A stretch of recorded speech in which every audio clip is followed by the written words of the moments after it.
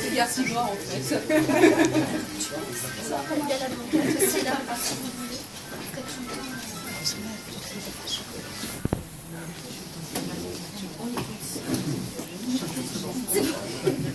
Merci. Je m'appelle Tracy Charles et j'ai 11 ans.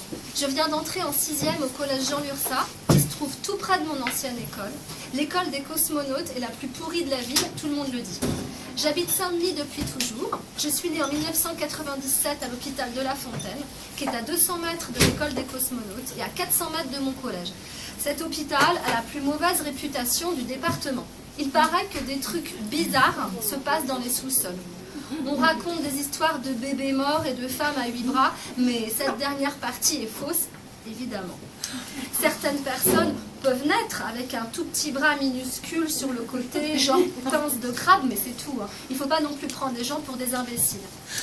Sans vouloir me vanter, je suis intelligente.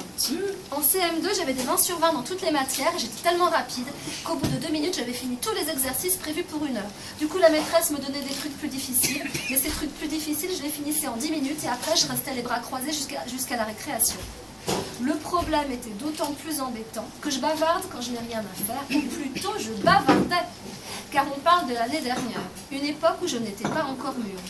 Pour prévenir les débordements, la maîtresse m'avait placé loin de mon copain Cosimo, à l'autre bout de la classe.